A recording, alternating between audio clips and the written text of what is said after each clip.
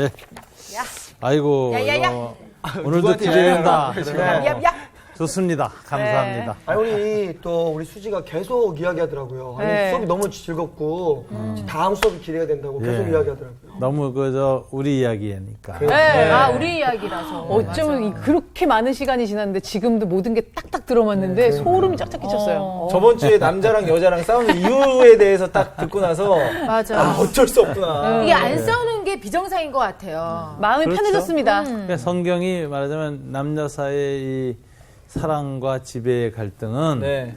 이제 주님이 오실 때까지, 죄가 완전히 사라질 때까지 있는 이 종말론적 갈등이다, 이렇게 얘기합니다. 정말. 근데 이게 무슨 제도 문화로 많이 이제 다 보완을 해나가고 그렇게 좋은 세상을 남녀 사이의 그 차이가 차별이 되지 않게 만들어가고 있지만 네. 근원적 해결은 안 될 거예요. 네. 아유, 동의합니다. 차라리 마음 편하네. 마음이 훨씬 이제 뭐 근원적 해결책에 대해서는 이제 우리가 성령의 지배를 많이 받을 때, 그럴 때는 이제 지배하려는 사랑이 아니라 네. 섬기는 사랑으로 바뀔 것입니다. 남자도 거기에 대한 반응을 이제 힘에 의한 지배로 나타내는 것이 아니라 네. 사랑으로 또 나타내는 거죠. 그래서 이제 그렇게 되면은 이제 이 갈등이 많이 사라지고 네. 극복을 해 나가는 거죠. 맞습니다. 근데 네. 이제 자아가 강하고 네. 자기 생각이 강하고 네. 자기가 무한히 통제하려는 욕구가 강한 사람은 남자든 여자든 양쪽에서 그 혈투가 벌어져요. 남 탓이 아니라 본인 탓이구나. 그렇지. 그래도 자기를 돌아볼 줄 아네요. 겸손하네. 그래서 자기가 절대화되고 상대가 안 되는 사람이 이제 자기가 법이거든요. 네, 그렇죠. 이게 이제 무법자죠. 네. 옥회 목장의 혈투가 다 가정에서 일어나는 거예요. 누가 먼저 촉법하냐. 그러고서 이제 하는 거죠. 아니, 이 두 분이 맨 처음에 시작할 때는 굉장히 적극적으로 이렇게 말씀하시다가 무법자 또 이런 말씀 나오니까 좀 찔리니까 가만히 계시네, 이 두 분이. 아니 그리고 진짜로 이 방송은 꼭 우리 아내한테 보여줄 수 있도록. 저러면 안 된다는 거. 네, 저러면 안 돼요. 본인이 잘하라고 본인이 나를 바뀌라고. 여자는 자기가 이쁘다고 생각하는 여자일수록 지배 욕구가 강하고요. 남자는 뒤를 봐요. 남자는 자기가 능력 있다고 생각하는 남자일수록 지배 욕구가 강해서 불행해집니다. 그래서 이제 이걸 잘 넘어가는 게 중요합니다. 그때 맞아요. 보통 이런 여자랑 이런 남자가 잘 만나잖아. 만나요. 그렇게 되면 이제 혈투를 그래서 이제 불행이 많지. 그래서 저렇게 능력 있고 저렇게 잘생긴 사람들이 왜 저렇게 불행하게 살까? 맞아. 그게 다 왕들 얘기 아니에요. 그렇지. 왕들도. 영국 왕실도 이번에 에리자베스 90 네. 어쩌고 했지만 네네. 그 왕가의 그 왕비 그렇게 교통사고로 죽고 맞아요. 그렇죠. 불행하잖아. 네. 많이 옆으로 생각 같이. 좀 상담받는 줄 알았어요. 자, 왕처럼 살지 맙시다. 네. 자, 오늘 이제 창세기 8번째 공부입니다. 네. 예. 창세기 8번째 공부를 들어가는데 오늘 이야기는 사실 첫 번째 족보 톨레도의 마지막 이야기예요. 그러니까 2장 4절부터 네. 인간 창조, 타락, 심판, 신락원 하고 오늘은 이제 낙원 밖에서 벌어지는 마지막 드라마. 이게 첫 번째 이 톨레도, 첫 번째 이야기 족보의 네. 대단원이다라는 거예요. 그래서 이제 첫 번째 이야기는 이 이야기로 끝난다. 그래서 이게 이제 오늘 강의가 굉장히 중요한 거예요. 왜냐하면은 첫 번째 톨레도는 창세기 10개의 톨레도의 대서론이거든. 네. 네. 여기서 사실 나중에 모든 이야기가 이어지는 거예요. 그래서 모든 이 창조 이야기의 모티프가 요거 이 1장부터 2장부터 4장 사이에 다 나온 거예요. 그러니까 오늘 이야기가 사실은 굉장히 네. 네. 첫 번째 이야기의 결론 같은 것이다 라고 볼 수 있어요.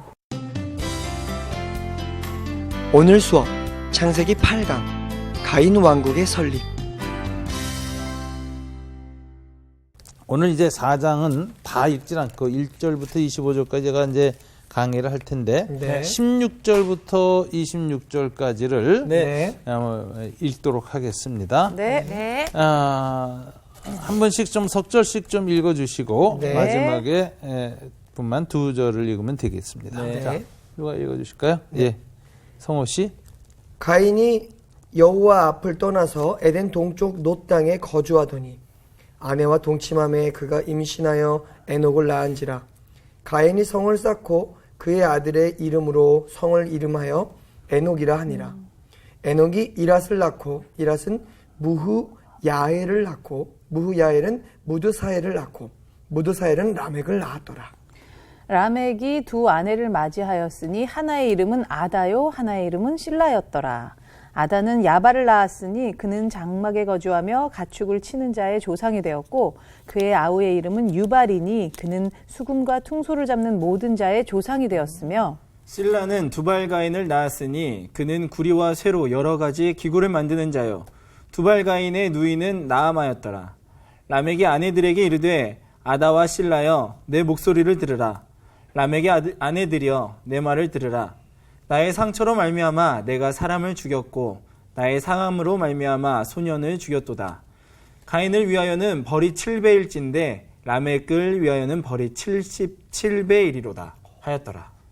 아담이 다시 자기 아내와 동침함에 그가 아들을 낳아 그의 이름을 셋이라 하였으니 이는 하나님이 내게 가인이 죽인 아벨의 대신에 다른 씨를 주셨다 함이며 셋도 아들을 낳고 그의 이름을 에노스라 하였으며 그때의 사람들이 비로소 여호와의 이름을 불렀더라. 아멘. 예. 자, 이제 4장 1절부터 내려가는데요. 이 4장 이야기가 맨 마지막에 낙원에서 나와가지고 무슨 이야기로 끝날까요? 아까 읽었는데. 여호와의 이름을 불렀대요. 아, 그건 이제 맨 마지막 끝절 이야기고. 그 전체 이야기 중심 이야기가 네. 가인이 여호와의 앞을 떠나서 성을 쌓는 이야기예요. 시티 오브 케아인, 가인의 도성. 고대 도시는 단순한 도시가 아니라 도시국가입니다. 그 도시가 번성하면 그 주변의 농경지에 농경 사는 사람 다 지배해가지고 제국이 건설되는 이야기예요. 가인의 왕국 이렇게 얘기하고 그 중심 도시인 에녹성, 그 가인의 아들 이름을 따서 이제 에녹이라는 시티를 건설하는 내용인데 이 도시 이야기는 마지막에 이 도시 이야기에 왕이 부르는 노래가 나중에 나와요. 라멕이라는 7대손이 자기의 두 아내 아다와 실라 앞에서 칼을 들고 춤을 추며 부르는 검가가 나와요. 그게 이제 창세기에 나온 세 번째 노래라는 거예요. 노래면 굉장히 중요하다. 세 번째 노래인데 이거는 말하자면 도시국가 에녹의 통치 이념을 드러내는 노래예요. 근데 이것은 검가인데 피를 흘린 칼을 가지고 자랑하는 이야기라고. 그러니까 이거는 이제 가인의 도시국가 에녹성은 에녹이라는 이 가인의 왕국의 본질이 뭐냐? 폭력성. 칼의 그 지배를 가르치는 거예요. 이걸로 끝났다 이거 첫 번째 톨로드 이야기가. 그러면은 이걸 뭘 의미하는 거냐? 큰 구조로 보면 사람이 이 타락하여 에덴에서 쫓겨나고 에덴이 다시 회복될 때까지 계시록의 마지막에 회복되잖아요. 회복되는 사이에는 뭐가 있느냐? 인간의 왕국이 있다. 인간의 왕국. 인간의 타락과 죄악의 가장 구조적이고 체계적이고 가장 그 집대성된 악의 집대성된 형태는 국가 형태로 나타난다는 거죠. 그래서 이제 인간 왕국의 출현이라는 것이 오늘 에덴의 동쪽에서 일어난 가장 주목할 만한 사건이다. 이렇게 해서. 그가 또 가인의 아우 아벨을 낳았는데 해서 이제 가인의 알과 아벨 사이의 그 첫 형제 살해 이야기가 여기 나와요. 그죠? 첫 번째 살인. 근데 이제 살인에 대한 동기가 이제 여러 가지로 이 본문을 해석합니다. 첫째는 이 살인의 직접적인 원인은 가만히 보니까 하나님께 있어요. 하나님 가인의 제물은 받았고 안 받았고 아벨의 제물은 받았다. 라는 사건, 객관적 사건 때문에 이제 형제 갈등이 생기고 이제 가인의 아벨을 죽여버리는데 왜 하나님이 가인의 예물은 안 받았고 아벨의 예물은 받았을까? 이제 일반적으로 쉽게 해석하면 가인은 그 곡식 제물을 바쳤고 아벨은 양을 바쳤기 때문에 하나님은 양 제사를 더 기뻐 받으셨다. 제물의 차이 이렇게 생각하는데 하나님이 육식 좋아하시는 것도 아니고 그렇게 해석할 수 조금 어려운 부분이 있어요. 그런데 이제 또 우리 그리스도인들은 그런 해석 좋아하죠. 그 이유가 뭐냐면은 그 에덴 동산에서 이미 먼저 한 짐승이 죽임을 당하고 피를 흘리고 양가죽은 아니고 하여튼 가죽으로 옷을 입혔잖아요. 네. 그 의미를 이제 아벨은 이제 뭐 알았거나 느꼈거나 하와로부터 그 얘기를 들었을 때 그걸 생각하고 이제 인간보다 먼저 죽은 어떤 속죄 양에 대한 의식을 가지고 양을 바쳤다. 이렇게 해석하는 해석도 상당히 그 일리가 있는 해석입니다. 네. 그러나 요즘은 이제 조금 이 부분에 대해서 입장이 좀 달라졌는데 오늘 본문에 보면 이 재물의 차이 때문에 하나님이 안 받은 게 아니다라는 입장이죠. 왜냐하면 이제 그 곡식 제사도 하나님이 받으신 제물 중에 하나거든요. 레위기에도 보면 소제라는 제사가 있어요. 네, 민하. 오늘 본문에서 싸운 곡식 제사도 똑같은 단어거든요. 민하인데 이건 하나님이 뭐 레위기에도 정해놓고 곡식 제사 드리게 하셨어요. 네. 제물 때문에 안 받았다 이렇게 볼 수는 없고 또 두 번째 이제 그 두 사람의 그 갈등과 싸움은 뭐 제물 문제가 아니라 문화적 차이였다 이런 얘기죠. 아벨은 육축업자고 가인은 농경자다. 근데 이제 농경민과 유목민 사이의 갈등은 아주 고대부터 오래된 싸움 아닙니까? 네. 그래서 우리는 이제 대표적으로 유목민이 전통의 문화 코드가 빨리빨리고 농경민들은 이제 빨라봐야 소용없지.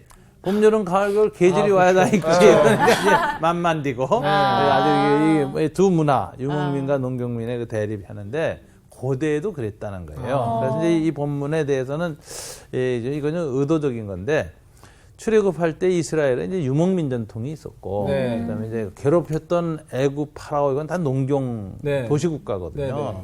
그러니까 이제 농경 제국과 유목민 사이의 갈등이 여기 이제 반영돼 있다 이렇게 얘기한다는 거는 이제 모르겠어요. 나중에 적용을 히브리인들이 그렇게 할 수는 있어. 그런데 그것이 갈등의 원인이다 해석하는 건 무리한 해석이죠. 그래서 문화적 갈등의 원인이 있다고 볼 수는 없어요. 그럼 이제 결정적인 건 뭐냐면은 제물을 드리는 제사자의 태도에 문제가 있었지 않느냐. 내면을 얘기하는 거예요.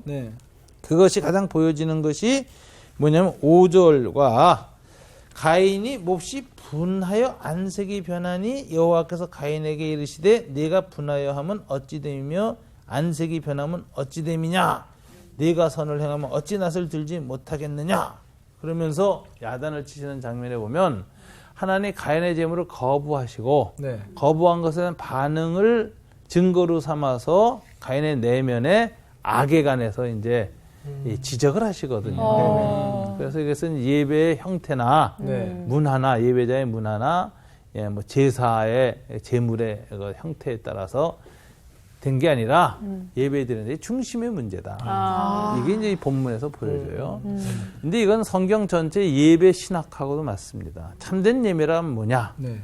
그 예배는 이제 종교 의식으로서의 예배가 있어요. 우리가 이제 주일날 오전 11시에 딱 묵도로부터 시작하는 그 의식으로서의 예배가 있고 1시간, 뭐 1시간 반 예배가 있고 삶으로서의 예배가 있어요. 그래서 이제 라이프, 삶.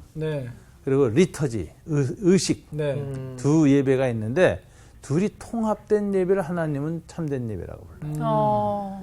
그러니까 예배 시간에 5분 대표 기도할 때는 일주일의 모든 삶의 기도가 농축되는 시간이에요. 헌금 시간에는 물질에 대한 내 태도가 다 고백되는 시간이고 말씀 듣는 시간은 일주일 내내 묵상했던 말씀을 다시 한번 하나님 앞에서 그 말씀 앞에 쓰는 시간. 이게 리터지, 의식이라는 건 일주일의 모든 삶의 아주 농축이에요. 진액, 엑기스라고. 그럼 삶이란 뭐냐? 예배의 익스텐션, 연장이에요. 희석시켜서. 그래서 이 삶과 예배는 일치해야 된다. 그래서 로마서 12장 1절에서 하나님이 기뻐하시는 참된 예배가 뭐냐? 사도 바울이 뭐라고 하죠? 너희 몸을 산 제사로 드려라. 몸을 living sacrifice, 살아있는 제물로 드리라는 말은 우리의 삶, 라이프 자체가 네. 거룩한 예배 의식이 되게 하라. 네. 그게 통합된 게 하나님이 받으시는 진정한 예배다. 네. 네. 예배 정의거든요. 그래서 이제 그 의식으로는 기도도 하고 금식도 하고 막 제사도 잘 드리는데 삶이 하나님 앞에 순종 안에서 죄가 가득할 때는 하나님 그 예물을 안 받으십니다. 그게 이사야서에도 나오죠. 그래서 하나님 이제 이사야서인데 이런 탄식을 해요. 야, 내가 이 지성소 성전에 와서 이스라엘 백성이 드리는 이 수양, 암양, 피냄새에 질렸다 고기도 하는 것이에요. 네. 그래서 야, 제발 선지자한테 그럽니다. 누가 나를 위하여 이 성전문을 좀 닫아줄고 내가 냄새에 죽겠다. 이러면서 왜 내가 이렇게 너희들의 예배를 거부하느냐? 너희가 많이 기도하면서, 그건 금식하는 것까지 포함한 표현이거든요. 금식이니 뭐니 많이 기도하면서도 기도하는 너희 손에는 피가 가득함이라. 이게 가난한 자 억압하고 네. 속이고 도둑질하고 그 악을 가득 져서 네. 희생당해서 죽어가는 사람들의 피를 흘린 손을 가지고 네. 아무리 기도 많이 해봐라. 소용없다. 내가 그 재산 못 받겠다. 이런 그 혐오를 표현하세요. 네. 여기에서 이제 이스라엘 전체, 성경 전체에서는 예배에 대한 하나님의 입장이 보이죠. 네. 형태나 태도보다 더 중요한 게 중심이다. 네. 자, 이 아벨의 중심이 오늘 지금 문제되고 하나님 지적하시거든요. 자, 드렸는데 곡식 제사를 안 받았다. 하나님이. 그랬을 때 반응 보이는 거 보면 중심이 드러나거든요. 네. 여러분도 누군가의 말을 들어주고 잘 들어줄 땐 그 사람 중심이 안 보여요. 그런데 거절할 때 그 사람 중심이 나오는 거예요. 남편도 아내도 네. 자식들도 뭔가 요거를 거절할 때 그 태도, 팔궁상시의 태도가 탁 나와. 이 본문이 이 얘기예요. 그래서 이제 이 아벨의 반응이 뭐냐? 분노했다 이거야. 안색이 변해. 네. 하나님이 그걸 지적하지. 네. 왜 화냈느냐? 네. 왜 안색이 변하느냐? 어. 지금 상태가 악이 나한테 가득한 일보 직전 상태다. 이렇게 얘기를 하시는데, 자, 분노했다는 건 뭘 의미할까? 아벨의 이 가인의 중심이 이런 얘기죠. 우리식으로는 하나님, 당신이 내 예배를 안 받아? 이러는 거예요. 하나님 한 대 칠 기세죠, 이게. 하나님 한 대 칠 기세요. 네. 하고 얼굴 확 변하는 거예요. 이건 무슨 소리냐? 자기 예배가 절대화돼 있어. 신이라도 내 예배 받아야지. 받아야지. 무슨 소리야? 이런 식으로. 네. 날 거절해? 그러니까 여기에는 나는 피조물이고 당신 하나님이라는 인식이 없어요. 그러게요. 네. 자기가 신이야. 네. 그러니까 타락한 이후 선악과를 따먹고 하나님과 같이 되어의 상태에 올라가 있는 거예요. 오. 자기가 신으로 착각하는 거예요. 안 봐도 이러는 거죠. 네. 이거 인간의 자기 절대화라는 거예요. 이런 거 이제 바울은 자기 의의가 강한 것이라고 하는 거죠. 근데 하나님의 의는 뭐죠? 예수의 의는 십자가에서 자기 부인하는 거예요. 자기가 죽는 거예요. 네. 근데 이제 자기 희생, 자기 부인 이런 게 없이 네. 자기 강화, 자기 절대화. 이것은 이제 하나님 앞에 이 교만함의 극치의 모습으로 나옵니다. 이제 이런 자세를 가지고 예배를 드리니까 네. 하나님 안 받죠. 중심을 보시니까. 안 받으니까 그냥 확 중심이 나왔어요. 그러니까 하나님 이렇게 얘기하죠. 7절 다 같이 읽어볼까요? 내가 선을 행하면 어찌 낯을 들지 못하겠느냐. 선을 행하지 아니하면 죄가 문에 엎드려 있느니라. 죄가 너를 원하나 너는 죄를 다스릴지니라. 여기 결정적인 게 죄가 너를 원하나 너는 죄를 다스릴지니라. 요것도 시형 구조인데요. 네. 요거는 앞에 하와에게 한 저주 3장 16절에 너는 남편을 원하나 남편은 너를 다스릴 것이라고 똑같은 변명입니다. 그러네요. 원하나라는 단어도 똑같은 단어예요. 너는 남편을 사모하나 원하나 이게 다 똑같은 히브리어 본문이 단어가 똑같은 단어예요. 네. 그래서 이거를 연결시켜서 해석합니다. 이게 뭐냐면은 가인이 아벨을 죽이게 되는 그 결정적인 상황이 뭐냐? 자기 절대화가 일어났는데 이게 악이에요. 이 상황은 뭐냐면 죄가 문에 엎드려 있느니라. 이게 짐승처럼 사자나 이 들짐승처럼 문 앞에 웅크리고 있는 걸로 얘기해요. 그래서 문만 열고 나면 덮쳐서 잡아 먹을 판이야. 그러니까 죄에 사로잡히기 일보 직전 상태다라는 이게 뭐냐 자기 절대화. 네. 이 상태가 이제 아주 일보 직전의 상태인데 하나님이 이렇게 해줘. 죄는 너를 지배하고 잡아삼키고 통제하고 먹어버리려고 간절히 원하나. 이게 하와가 남편을 사모하나. 그게 지배적 욕구가 원한다, 사모한다 이런 표현으로 나왔거든요. 네. 이 상태가 똑같아요. 그런데 이제 가인이 하와를 다스리는 것처럼 너는 죄에 지지 말고 오히려 죄를 다스려라. 그래서 죄에 지지 말고 범죄하지 말라. 이렇게 주님이 얘기하셔요. 네. 자, 그러면 시형 구조가 같다는 게 뭐냐? 하와와 가인이 이제 죄가 주어져. 네. 하와는 가인을 원하는데 하와는 아담을 원하는데 지배하려고 하는데 죄가 지금 가인을 원해. 원해요. 지배하려고 해. 그때 이제 남편이 아내를 다스리는 건데 너는 죄의 그 상태에 있는데 죄가 너를 이렇게 지배하려고 하는데 오히려 죄를 다스려라. 이렇게 가인한테 얘기했어요. 자, 요게 동일한 동사가 쓰여지고 주어만 바뀌는 시형 구조가 나왔다는 건 뭘 암시하느냐? 가인과 아벨의 갈등은 어떤 갈등이 다시 반복되는 거죠? 에덴 동산. 남편과 아담과 하와의 갈등이 증폭된 거예요. 형제 사이에서. 죄는 이제 이게 있어. 죄라는 건 복사돼요. 카피가 돼요. 그러니까 부모의 위에서 죄는 밑으로 다 카피되는 거예요. 그래서 이걸 이제 신학에서는 이제 오염이라고 그래요. 원죄와 그 다음에 죄의 오염.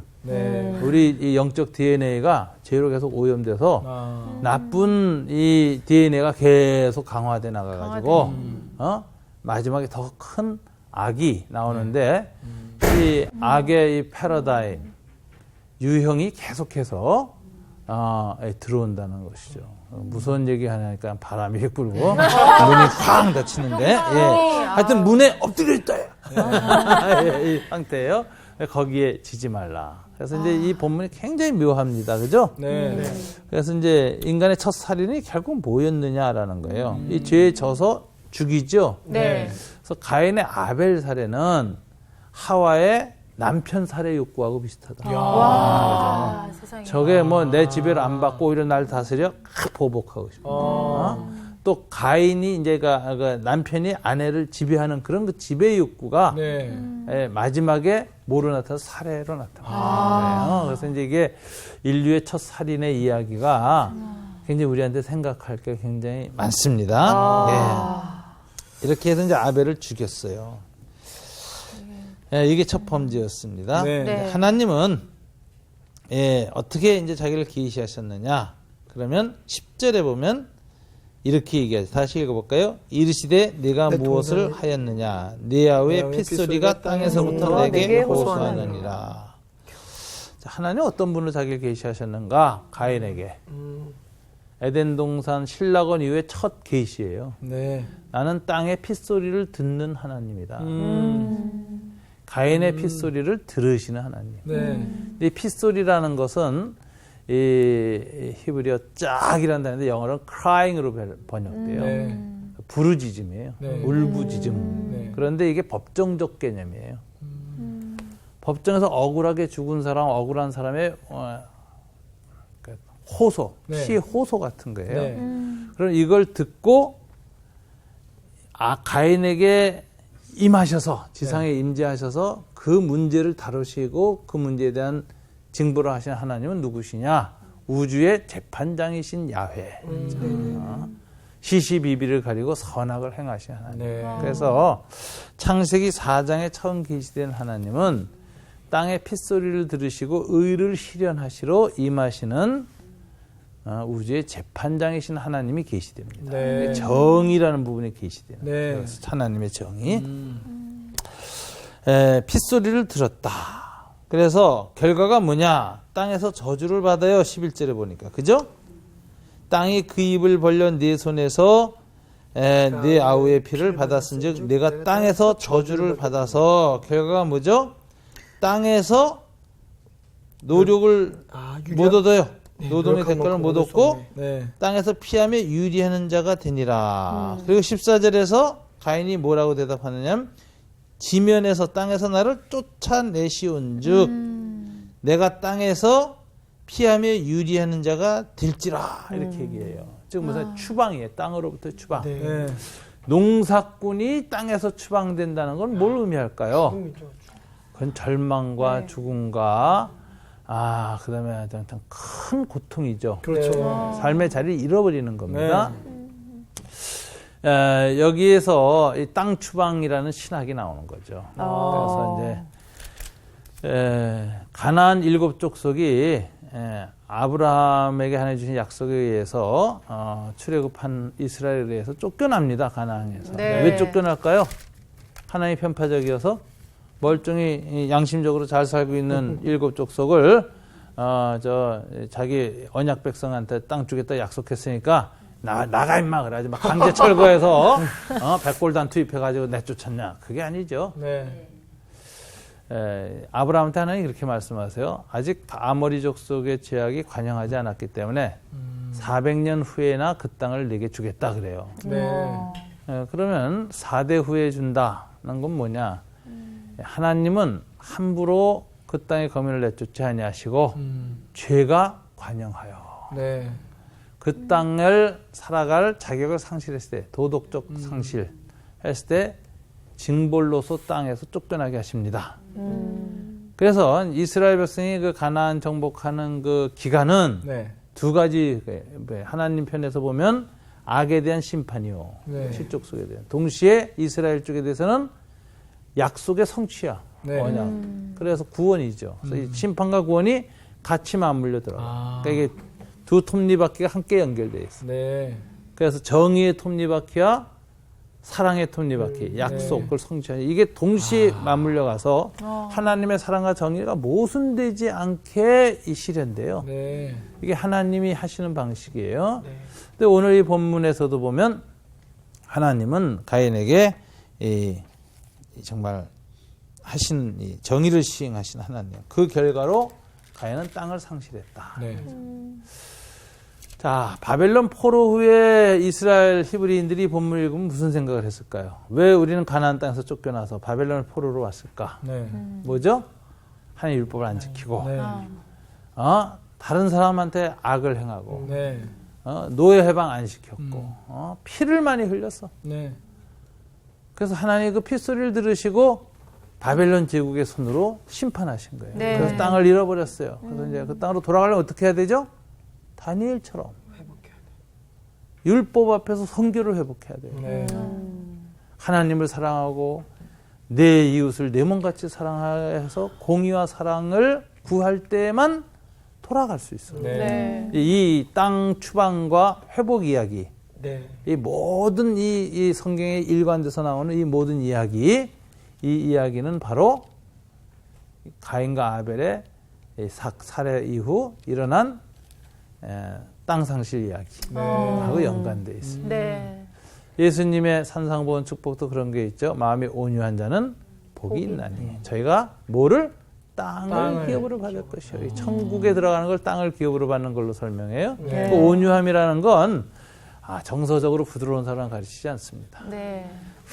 아주 말은 부드럽게 하면서도 하나님 말씀 지독히 안 지키는 고상한 죄인이 많아요. 많아요. 그런 사람들을 성경은 완악하다 그래요. 완악의 반대가 온유거든요. 그러니까 온유라는 건 성격이 부드러운 걸 의미하는 것이 아니라 순종. 말씀에 탁 순종하는 걸 온유하다. 그런 사람이 땅을 기업으로 차지한다라는 메시지가 이 천국의 복음으로 이렇게 은유됐어요. 땅이. 그러면 오늘 본문에서 이 가인이 땅에서 쫓겨난다. 이 의미는 우리한테 많은 걸 생각하게 하는 거예요.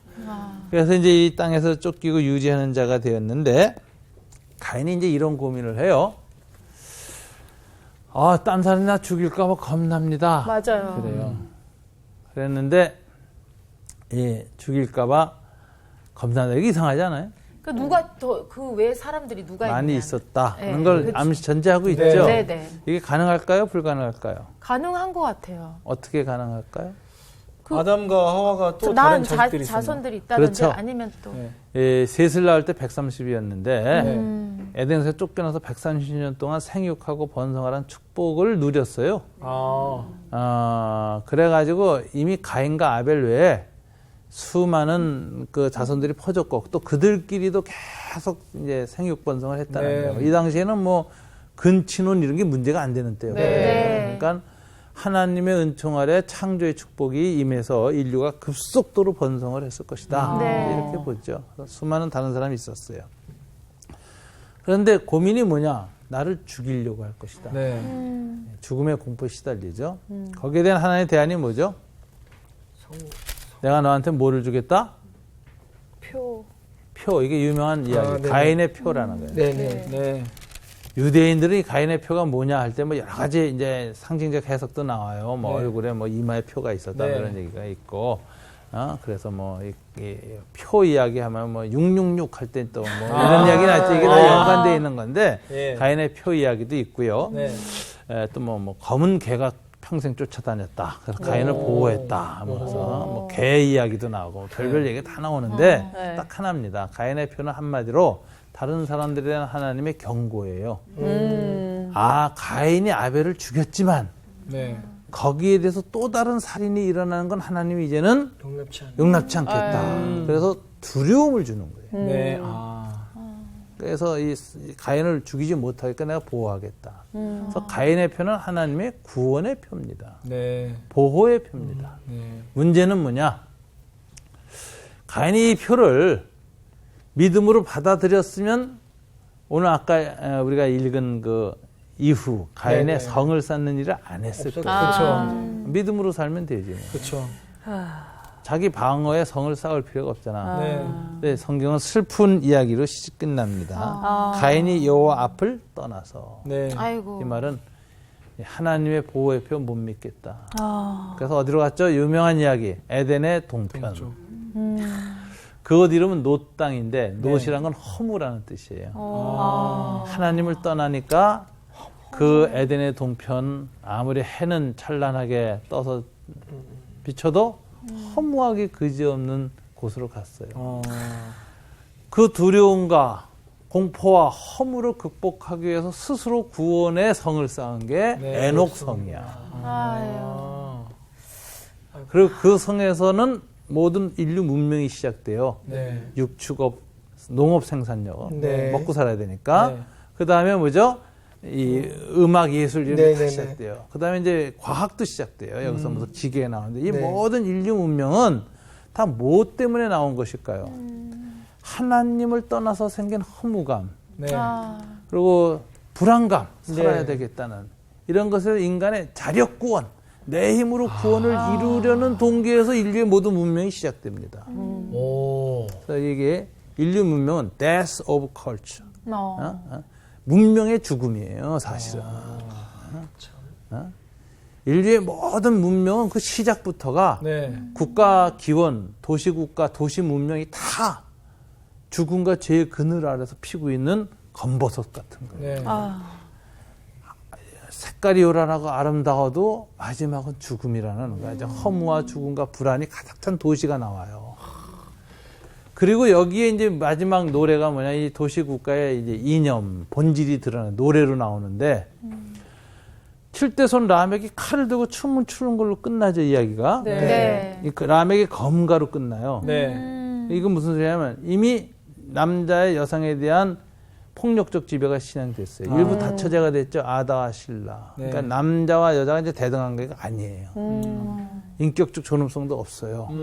남자의 성욕을 만족시켜주고 자손을 번성시켜서 자기가 이런 도시의 권력을 승계시키기 위한 도구에 불과해요. 여자가. 남성의 욕구 실현의 도구에 불과하게 됐어요. 그러니까 이렇게 해서 일부 이처제를 하면서 노래 부르는데 이런 노래 합니다. 아다 신라여 내 말을 들으라. 칼 들고 춤추면서 하는 네. 노래예요. 여기 피가 철철 묻어 있어. 아. 어떤 젊은 놈이 나한테 도전했어. 이거 뺏으려고. 쿠데타를 했거나 왜 했어. 그래서 그놈하고 싸우던 중에 내가 상처를 좀 받았어. 그러나 나는 그놈을 찔러 죽였다. 하면서 피에 묻은 칼을 들고 자랑하면서 노래하는데 마지막 말이 무서운 말이죠. 가인을 위해서는, 가인을 죽이러 오는 놈을 위해서는 하나님이 보호하기 위해서 벌을 7배나 준다고 약속했지만 나 라멕을 위해서는 나한테 도전하는 놈은 77배로 한다는데 뭐가? 하나님이 아니라 내 칼. 내가. 이걸 칼의 전능성이라고. 아이고. 칼의 절대화라고. 권력의 절대화, 권력의 신격화를 얘기하는 거예요. 그래서 가인의 도시국가에서 울려 퍼진 라멕의 건가는 도시 권력이 얼마나 우상화됐고 절대화됐고 그 다음에 신격화됐는가. 네.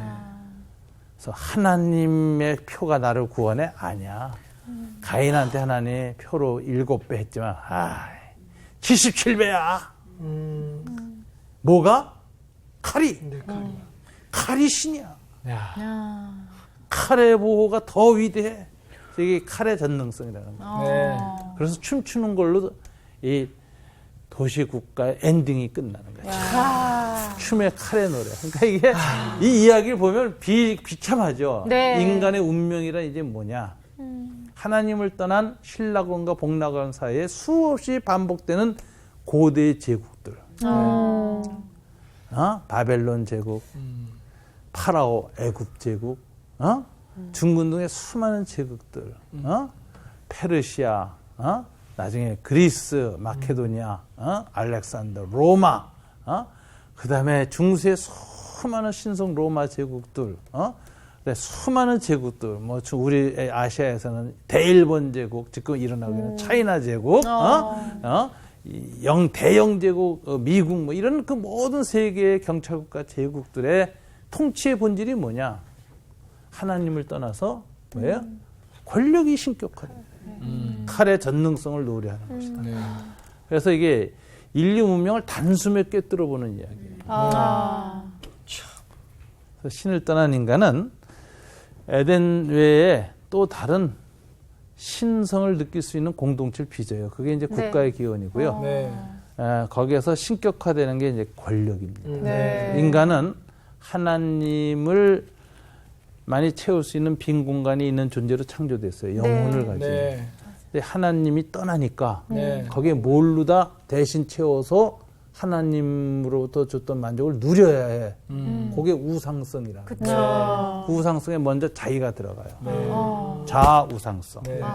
그 다음에 자기를 보호하고 자기의 허무함을 만족시켜주고 쾌락을 주고 즐거움을 줄 수 있는 무엇? 그게 수 있는 남자는 권력이죠. 여자는 사랑을 통해서 얻게 된 권력 가진 남자를 지배하는 능력 있는 남자를 지배하려고 하는 그 욕망.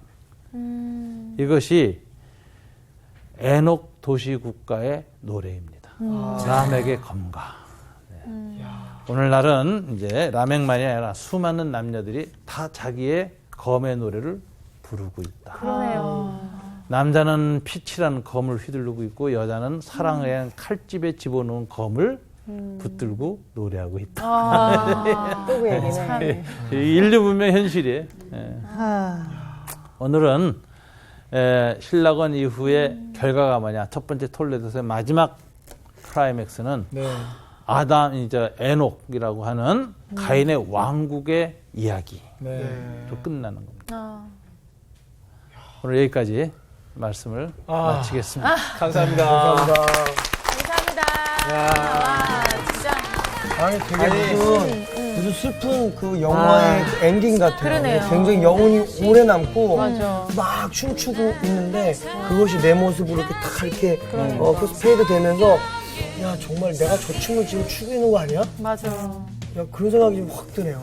인간의 모든 역사나 모든 여태까지 살아온 것들이 함축적으로 창세기 앞 그렇죠. 오장까지 네. 다 들어가 있어. 저도 누나랑 똑같은 생각인데 이게 그 우리 인생 모든 역사도 하냐지만 우리 개인사도 이 개인사. 안에 다 맞아요. 담겨있다. 인간의 성향, 남녀 간의 관계 뭐 이런 거 다 들어있어. 맞아요. 이야, 정말 대단한 창세기였어. 진짜. 그러니까 하나님이 이렇게 딱 정말 창세기 딱 시작하면서부터 확실하게 우리의 생각들, 우리가 갖고 있던 그 마음들, 이런 마음들을 딱 보여주시는 거예요. 그 다음에 어떻게 살아야 되는지. 진짜 왜 인간이 끊임없이 외롭고 끊임없이 공허함을 느끼잖아요. 근데 사실 특히나 이 방송하는 또 연예인들은 이걸 달래기 위해서 허무함을 엄청 많이 느끼죠. 정말 자신을 포장하고 특히나 뭐 돈과 또 명예에 굉장히 집착을 많이 하는데 사실상 그러면 그럴수록 더 막 허무함을 느끼잖아요. 맞아. 뒤돌아서면 더 막. 울지 마세요. 야. 아니 막 이렇게 막 이게 토해지게 되는. 에덴을 떠나서 그 에덴의 동쪽 그 진명 자체가 허무. 그러니까 하나님을 떠나면 우리는 맞아요. 우리는 그렇죠. 그럴수록 하나님을 더 찾아야 돼요. 그러니까. 근데 그런 와중에도 하나님이 또 가인에게 표를 주시잖아요. 아, 난 진짜 그 이 정의와 하나님의 그 공의와 사랑이 맞아요. 얼마나 공존되는지 오늘도 다시 한번 그 감동을 느끼면서 살러 가야죠. 그렇죠. 그쵸. 네, 우리가 이렇게 느꼈으면 살아야죠. 주님의 그러니까. 사랑을 느낍시다. 네, 달려갑시다. 그래요.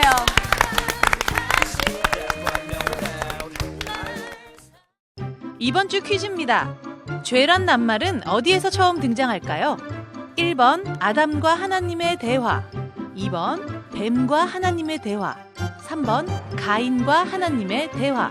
정답을 아시는 분은 CBS 성서학당 홈페이지에 정답을 올려주시거나 우편으로 보내주시면 됩니다. 보내실 곳은 서울특별시 양천구 목동 서로 159의 1 CBS 성서학당 담당자 앞입니다. 연락처를 꼭 남겨주세요. 선정되신 분들에게는 대한성서공회에서 성경, 송태근 선생님의 쾌도남마 사무엘상, 김기석 선생님의 광야에서 길을 묻다, 말씀의 빗속을 거닐다, 성경 통독을 위한 최고의 자습서 성경 2.0 가운데 하나를 드립니다.